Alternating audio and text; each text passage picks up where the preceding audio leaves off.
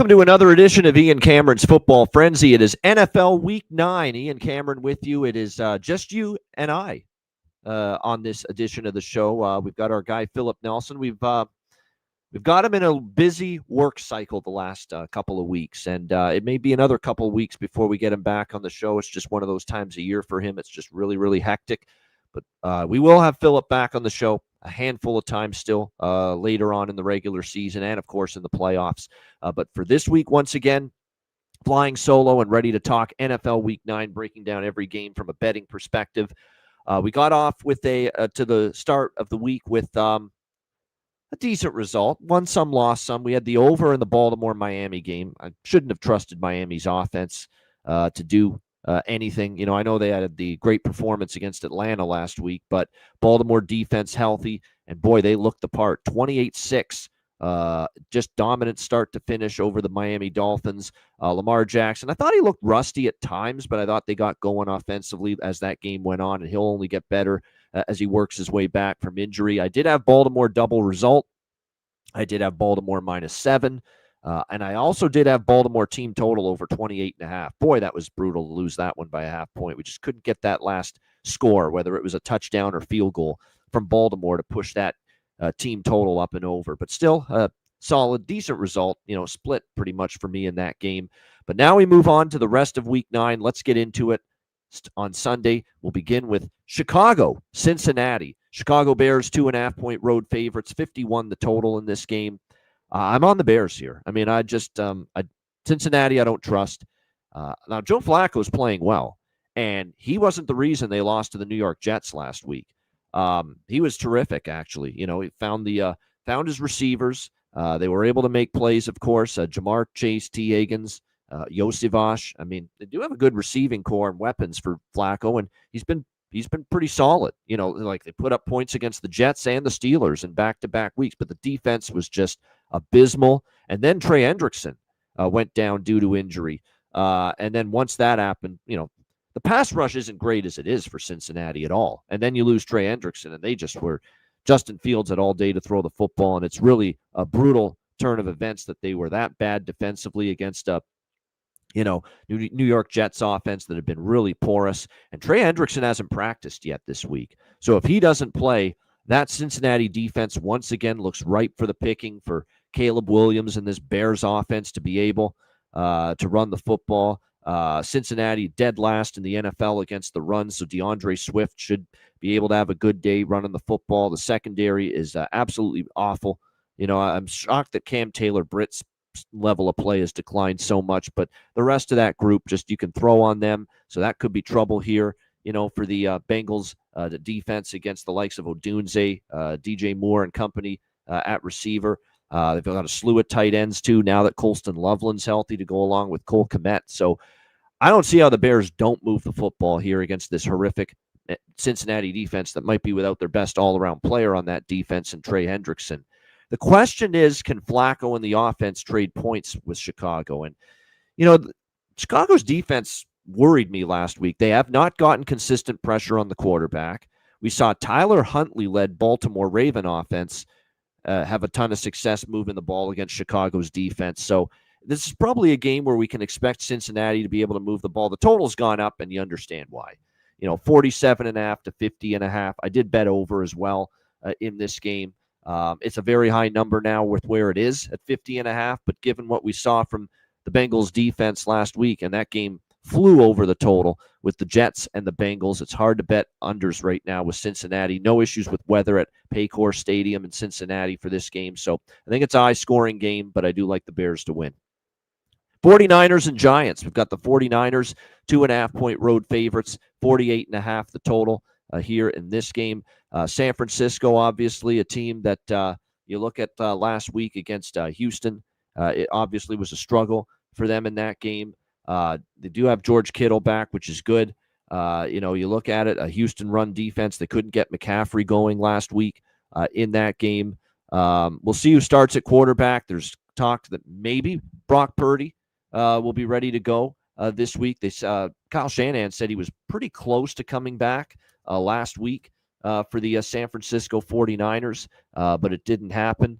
But right now, The status of his return is currently very much uncertain, and the fact that he's limited at practice tells me that it looks like all signs are pointing to Mac Jones once again being the quarterback this week for the San Francisco 49ers in this game. Not that Mac Jones has been terrible. There's been some real good performances. There's been some excellent moments, and then there's been some, moments where he's really, really struggled. The Atlanta game was a struggle. Even though they won 20-10, Mac Jones was not great in that game. And obviously, they had a tough time against a pretty good Houston defense when they're on their game in that 26-15 loss to the Texans last week. We'll see if they can bounce back here. Certainly, the Giants' defense at times can be vulnerable. And, the last, 5 quarters of football, the Giants have given up 71 points. When you think of it, because they gave up all 33 points in that collapse to Denver in the fourth quarter of that game. And then they gave up the 38 points to Jalen Hurts and the Eagles last week in the loss to Philadelphia. So they've given up 71 points in the last 5 quarters that they have played the New York Giant defense. So that's not what you want to see here. I think the over is the obvious look here. And this is another total. It's very difficult for me to argue with the move. 45.5 is where it opened. It's 48.5 right now. Another situation where no weather concerns whatsoever at MetLife Stadium on Sunday. The over is my favorite look in this game. I think Mac Jones and the Niner offense can bounce back with a better performance here in this game. Much weaker defense, obviously. But on the flip side, I continue to still like what I see from Jackson Dart. And what's been impressive about Jackson Dart is his ability to run. He's been able to make good throws. He's made some good throws in tight windows. That's really what I've noticed from him. He's been able to place the ball in the right spot.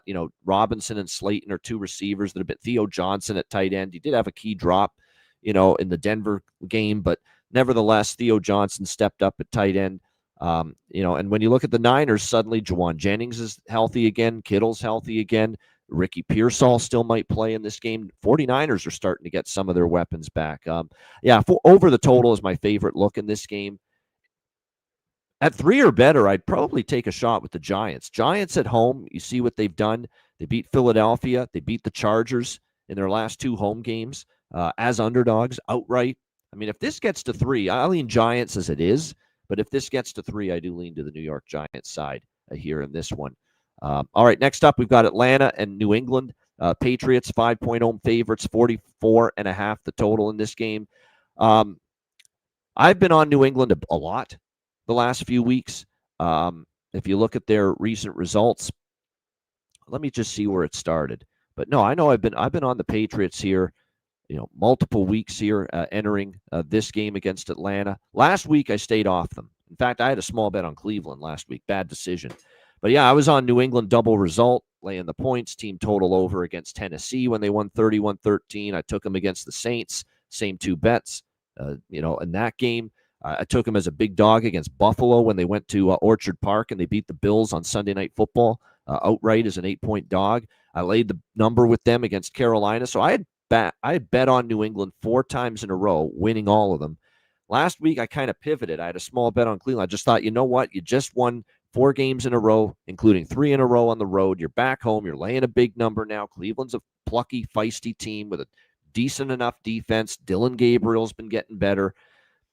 And it was just no contest in the second half. It was close early, and the New England offense struggled in the first half. It was only 9-7 Patriots at halftime. But boy, did they get it rolling in the second half. 23-6, they outscored the Cleveland Browns in the second half en route to that 32-13 victory over the Cleveland Browns. We'll see how this one plays out. But, here's the thing. This is clearly a buy low spot for Atlanta.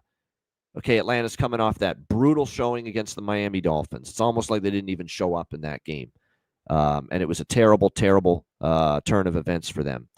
Michael Penix Jr. is limited at practice. It makes me think we're going to see Kirk Cousins, at quarterback once again here for the Atlanta Falcons. And it was rough for Kirk Cousins. Now, to his defense, he had been out all season, hadn't played all season.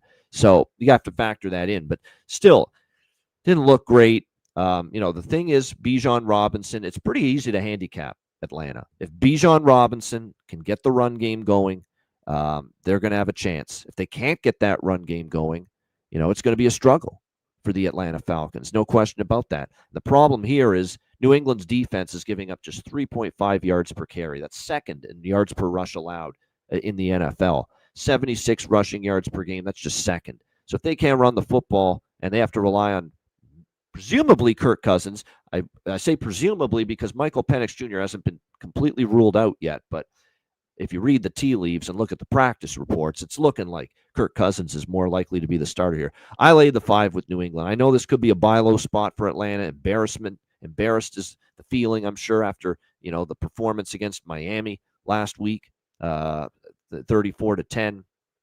But they're trending downward now. They've lost back-to-back games. They have to go on the road right now, this Falcons team. And look at these road performances. They had the great win in Minnesota, which doesn't look so good now. Minnesota's been scuffling. But their last 2 road games, they go to San Fran, they lose by 10, and they get blown out and shut out 30-0 at Carolina.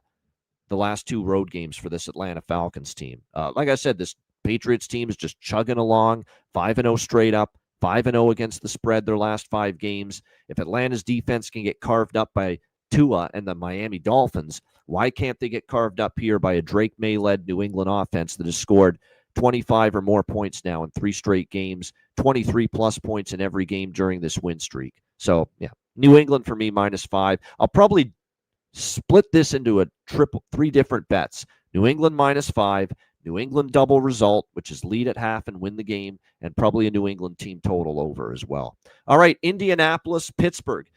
Indianapolis 3-point road favorites, 50.5 the total in this game. This number was actually close to pick 'em when it opened, and now we're seeing pretty much a 50.5, actually 2.5 up to 3. I grabbed the Colts here.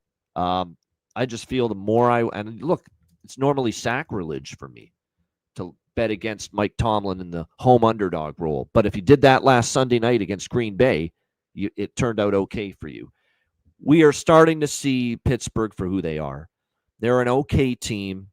They can beat up bad teams. They can move the football on bad teams. They can stop defensively weaker offenses. They cannot stop good offenses. They can't. This is now 2 weeks in a row. They've been absolutely ripped apart on that side of the ball, Pittsburgh. Defense got carved up by 40-year-old Joe Flacco Thursday night a couple weeks ago in that 33-31 loss. They had no answers at all. None. Zero. No answers for Jordan Love and the Green Bay Packers last Sunday night. 35-25. I think the Packers scored on every possession they had just about in the second half of that game. It's just not a very good Steeler defense. And then you look back at some of the other results, 31 points allowed to Seattle. Remember, they gave up 32 to an anemic Jets offense with the way they've played most of the year, and Pittsburgh couldn't stop them. To me, the more I watch it, the eye test tells me it's just not a very good defense. And every time they're going to play someone good, an offense with a pulse, an offense with weapons, an offense with a good quarterback, they're going to struggle. And that's probably what's going to happen here because this Daniel Jones offense at quarterback, he's been amazing. Jonathan Taylor's been even more amazing. What he's doing running the football, he's got to be in the conversation for NFL MVP with the way he's been playing this year. And you look at the Steelers, their run defense, that's always the key when you're playing Indy is if JT can get going on the ground, you're in for a rough day. And the Steelers are giving up 4.3 yards per carry, which is only 17th in the league. 112.7 rushing yards per game allowed. That's only 18th in the NFL. So they're a bottom half of the league run defense. So I think the Colts are going to have success. They'll move the football, and they'll probably win this game. So at 3 or better, I like the Colts.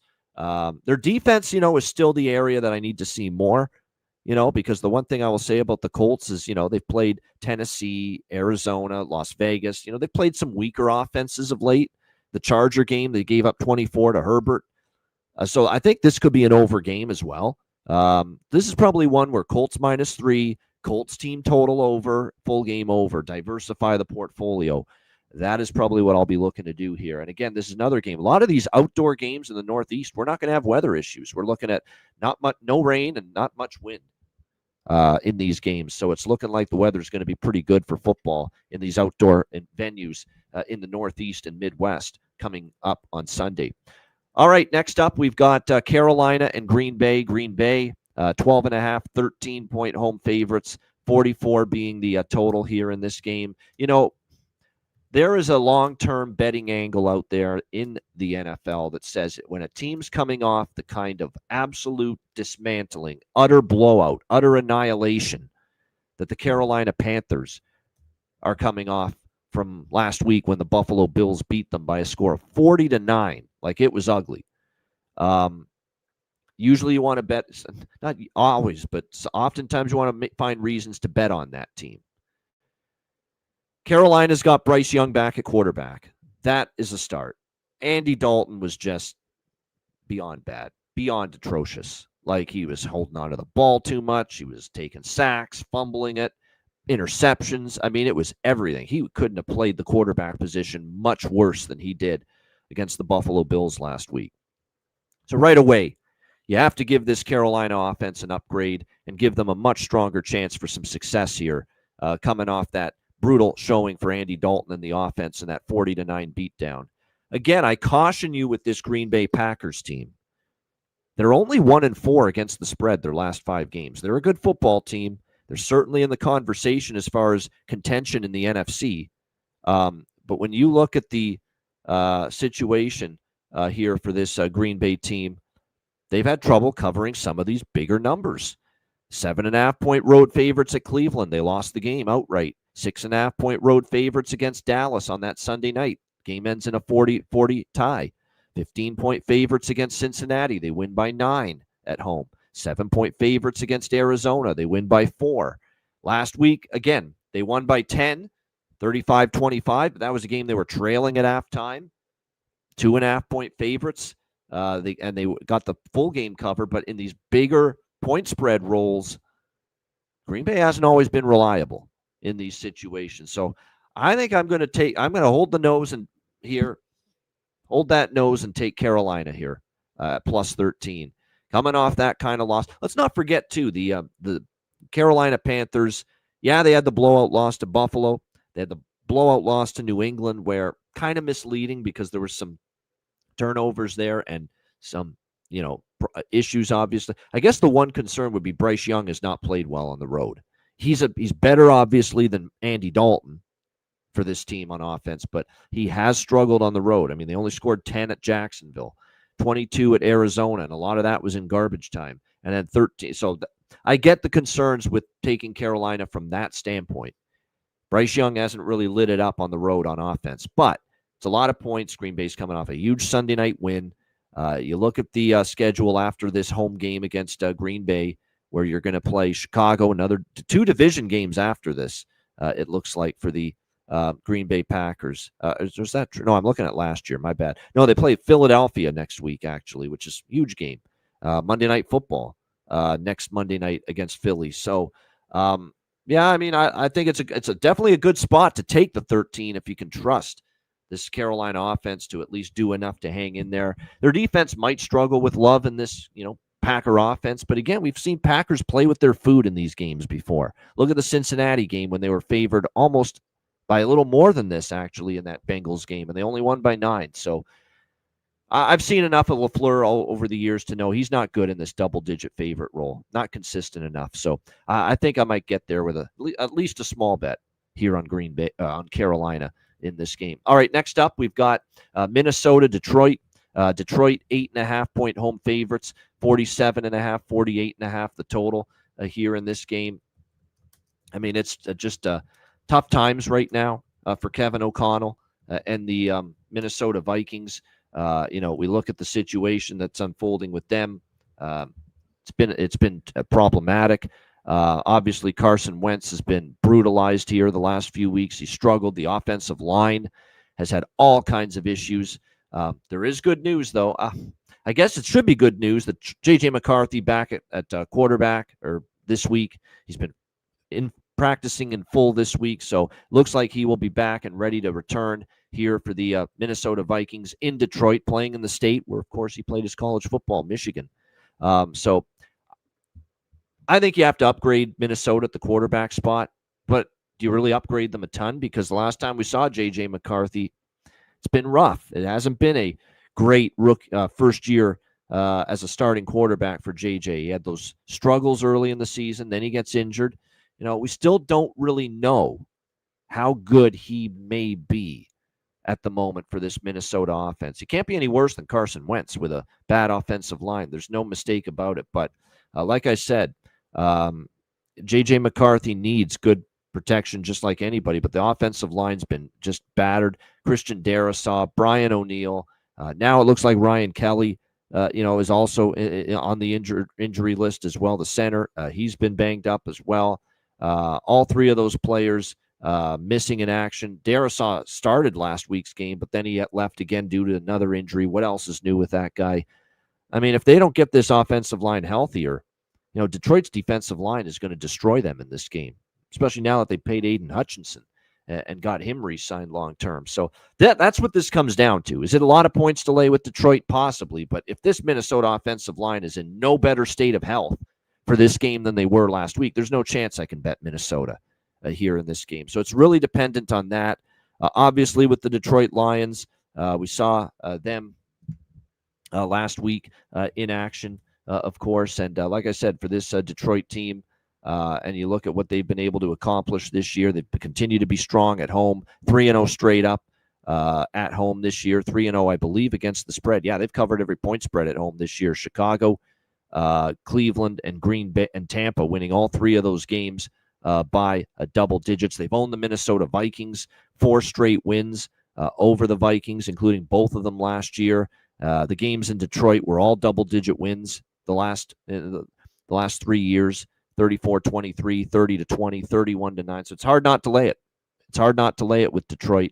And not to mention Detroit's off a bye week here for this particular game. Minnesota's off the mini bye because they played last week, but it was Thursday night in that 37-10 loss to the Chargers. This is a full bye week for Detroit. So, and I don't know if this Minnesota offensive line is going to be one bit healthier. And if they aren't, it's Detroit or nothing for me in this game. All right, next up, we've got Denver and Houston. Houston 1.5-point home favorites, 40 the total in this game. I'm tempted by Houston here. It's definitely a Houston spot. Finally got off the schneid, beating the San Francisco 49ers last week. The offense, at least for a change, looked like they were starting to get things rolling a little bit on that side of the football with C.J. Stroud. Defense played very well in that game. You've got Denver coming off a satisfying blowout win against Dallas, which was on the heels of that epic comeback from the dead against the New York Giants the week before that. Not exactly an optimal spot here for Denver now. 2 massive wins, one in thrilling fashion, one in blowout fashion, now going on the road to take on this Houston team. And I don't know, Bo Nix and the Denver offense has had this pattern since he got into the league of being at their best against weaker defenses. When they faced better defenses, that's when the struggles have started to pop up for Bo and the Broncos on offense. And this is a good defense. And I know Houston has struggled this year and the record overall is not good, but when Houston's defense is the clear strength of the team. They're pretty good against the run. They've got one of the better secondaries in the NFL when they are on their game. And we're seeing it. They're actually number 1 in the league, Houston, on defense as far as yards allowed per game, 5th in the NFL in yards per play allowed. That's a really good Houston defense. And these are the kind of defenses that at times we have seen Bo Nix, especially on the road, struggle with. So I think you can make a case for Houston here. Houston, I've got it circled. I'm waiting for the final injury report. But for me right now, I'm kind of interested in the Houston side there as a small home favorite. And Houston's going to come into this game after the win against San Francisco. And now they have won 3 of their last 4. The Baltimore win, the Tennessee win. 3 and 4 thinking we can still make something of this season. So this becomes a very big game for them. I do lean Texans here in this one. All right, Chargers and Titans. LA Chargers, 9.5-point road favorites, 43.5 the total. It's hard to bet the Titans, I'll tell you that. Almost impossible to bet the Titans. You know what's amazing about the Titans? And we've said this for a couple of years now. Everyone knows they're bad. You would think at some point, though, the point spread would offer value to back this team because of how bad they are. And yet the point spread still doesn't catch up to how bad they are. They're 1-7 straight up. They're only 2-6 against the spread this year. So there's still been tons of value fading Tennessee, not backing them, fading them despite their record. 38-14 loss to Indy, non-cover. 31-13 loss to New England, non-cover. 20-10 loss at Las Vegas, non-cover. Yeah, it's ugly. It's bad. There's another offensive line that stinks for Tennessee. Calvin Ridley's banged up. We'll see if he's able to go. The only concern is, are the Chargers a lay points with type of team on the road? Other than beating Las Vegas 20-9, September the 15th, the Giants on the road, they lost outright as a 6-point favorite. Miami on the road, they were life and Miami's pretty bad. They were a 4-point road favorite, life and death. They needed a last-second field goal to win that game, 29-27. Do you trust the Chargers laying this much? But for me, it's Chargers or pass. There's no putting money on the Tennessee Titans. No way. No way, no how right now. So by default, Chargers or pass for me. Maybe Titans team total under, just because, we expect the Charger defense, to play good here, There's a good defense. They finally got back to it. They can shut down and smother limited defenses, especially with that pass rush of theirs that they've got. So I think this is definitely maybe a Tennessee team total under. You could maybe go in that direction if you're not comfortable laying 9.5. All right, Jacksonville, Las Vegas. Jacksonville 2.5-point road favorites, 44 being the total here in this game. You look at this spot, and this is another team, Las Vegas. It's difficult to back them. Very difficult to back them right now. They are coming off a bye, but so is Jacksonville. Both teams coming off a bye. So there's really no advantage there. I mean, Las Vegas, 2-5 straight up, 2-5 against the spread, 1-5 straight up, 1-5 against the spread their last 6 games. It is a veteran coach in Pete Carroll off the bye week and a first-year head coach in Liam Cohen off a bye week. So do you give the veteran coach the edge in that scenario? Maybe.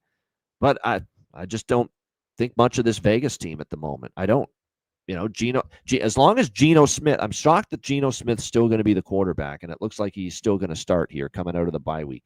You got to make a switch. He's been awful. He's been absolutely horrendous. And I know that offensive line, another team with an offensive line that's not very good, the Raiders. I get it.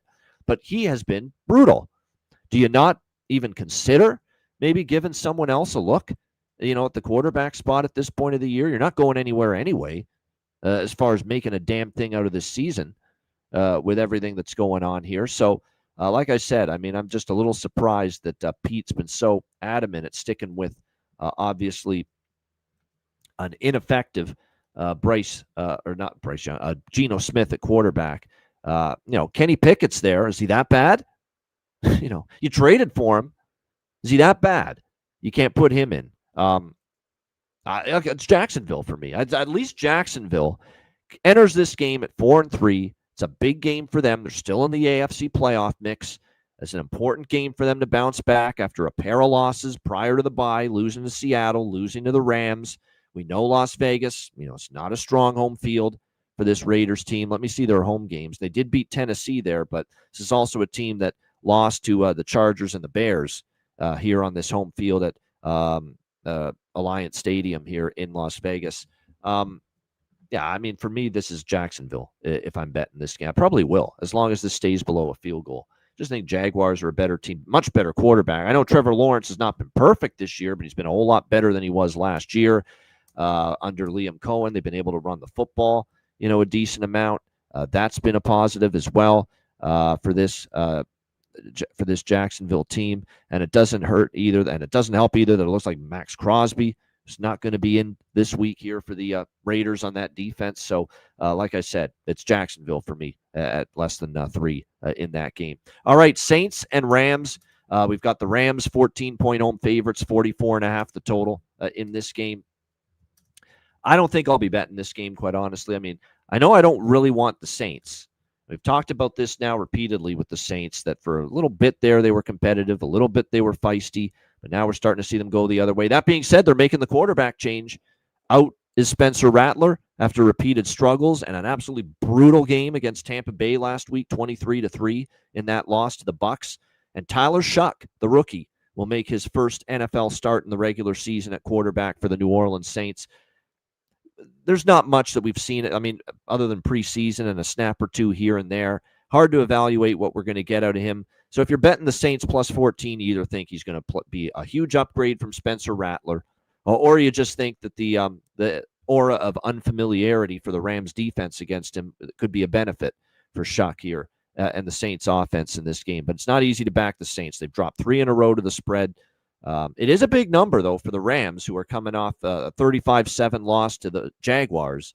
But you make the quarterback change to Shuck, but you do it in the midst of an excellent head coach like Sean McVay having a bye week to get ready for this game. So that's why I have a hard time getting involved in it. It's a watch game for me. If I see the Saints look good early, they look energized, they look like they're on their toes, maybe I'll grab them in game at plus the points, but I need to see it first before I'm ready to jump in on the Saints here. All right, obviously this is probably on paper the game of the day. You know, the rivalry renewed, Chiefs and Bills, Mahomes and Allen go at it once again. We've got Kansas City 2-point road favorites, 1.5 actually point road favorites. The total here sitting at 52.5 across the board. This is one I mean, I lean over. Buffalo has been an over machine. We know Kansas City's offense has really amped it up, stepped it up since they got Xavier Worthy back, Rashee Rice back, and now we're seeing the dividends and what the Chiefs offense is capable of. 28-37, 28-30, 31-28 in their last 5 games. And we know the Bills defense has been banged up and has not been great. Throw out the 40-9 win against Carolina. Andy Dalton was terrible. The offense was bad. I can't glean from that the Buffalo Bills fixed their defense. I can't. Let me see them do it against a really good quarterback and offense here. This is still a Bills defense that struggled with Atlanta, New England, got ripped by the Ravens in a big showdown game early in the year. Even though they came back and won, they still gave up 40 points. So the over, to me, is what I'd be most interested in. From a side perspective, it's tough. I don't think I want to step in front of the Chiefs, with this great run they're putting together right now. But Buffalo damn sure, after another playoff loss to the Chiefs last year, in the postseason, 32-29 at Arrowhead.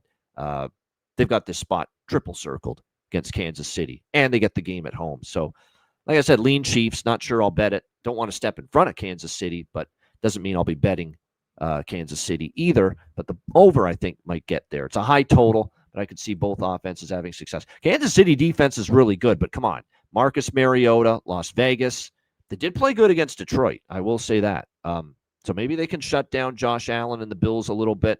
But on the road, it'll be a little bit more difficult. And let's not forget, first game of the year away from home, they did give up 27 to the Chargers, and they did give up 31 to Jacksonville. So on a road game on a Monday night. So I do think over the total is the way I would approach that game.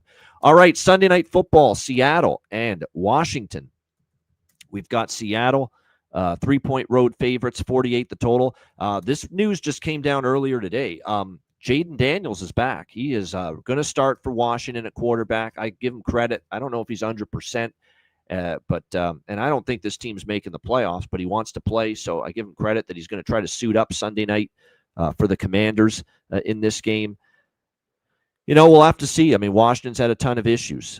There's no question about that. Not playing great football. Obviously, Jaden Daniels gives them a much better chance here in this game, no question. But Seattle's playing good football. 5-1 against the spread, 5-1 straight up as well the last 6 games.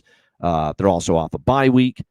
Great spot for Seattle. They've actually been pretty good on the road, 3-0 straight up and against the spread this season on the road for this Seattle Seahawks team. So I know Daniels is back. My hope is that this line comes down and people bet Washington more with Daniels back, because I'm kind of interested in Seattle here. Seattle's just got the much better defense too, much better. Look at these defensive numbers. Seattle is giving up, let me see here. They're second in yards per play allowed on defense, 4.9. And Washington is 28th, 6.2 yards per play allowed. Huge defensive disparity here in this game in favor of Seattle. So even with the announcement of Daniels playing, it's Seattle or pass for me on Sunday Night Football. All right, Monday Night Football, last game, Arizona Cardinals, Dallas Cowboys. We've got Dallas 2.5-point home favorites, 53 the total. I mean, this is just, wash, rinse, repeat. Death taxes, Dallas Cowboys over the total.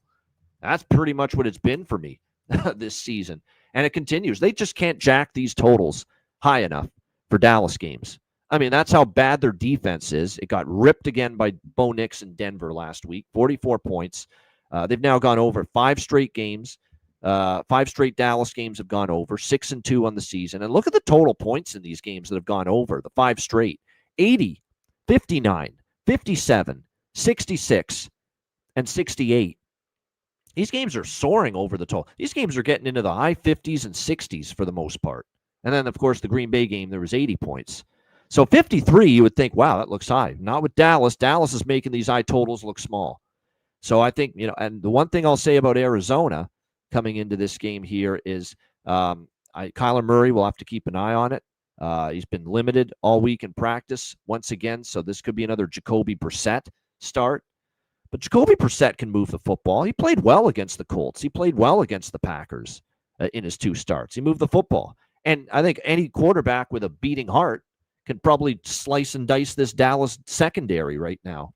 So I would expect, even if it is Jacoby Brissett once again at quarterback, Arizona's going to move the ball and score points. Everybody does against this Dallas Cowboys defense. Problem is Arizona's defense, Green Bay up and down the field, 27 points, couldn't stop Indianapolis, 31 points. I know Dak and the Dallas offense, the last, the Denver game, it was a bit of a struggle, but they were really piling up points before that. And I think Dak can back home in the cozy confines of AT&T Stadium against a suspect defense, an Arizona defense that enters this game with a 19th and 25th as far as passing yards allowed per game. So and they're giving up, their secondary's been worse than their run defense, and that's not where you want to be weak when you're playing Dallas with the likes of Pickens and CD Lamb to deal with. So like I said, I think it's a clear over once again for me here with Arizona-Dallas. I mean, the side, I have really no strong opinion. If you made me choose, I'd lean Arizona coming into this game off a bye week. And I'm not laying points with a bad defense, so by default, I'm going to lean toward Arizona, but the over to me is the clear choice. All right, there you have it. That is my look for NFL Week 9 on Ian Cameron's Football Frenzy. Hit the like button if you haven't done so already. Let's wrap up with Best Bet to wrap up the show for this week. And I think for Best Bet here, there's a lot of good choices. Let's go to Monday Night Football, the last game we talked about, because there's a bunch of games that are Best Bet contenders for me on this card. But to me, Arizona-Dallas over 53. Let's go with it. I think it's going to be another shootout in a Dallas game. 5 straight overs for Dallas. All of them have exceeded this total. I think we see another high-scoring affair with the Cowboys on Monday Night Football. Arizona-Dallas over 53 for my best bet here for NFL Week 9 on Ian Cameron's Football Frenzy. That's a wrap. Thanks for watching.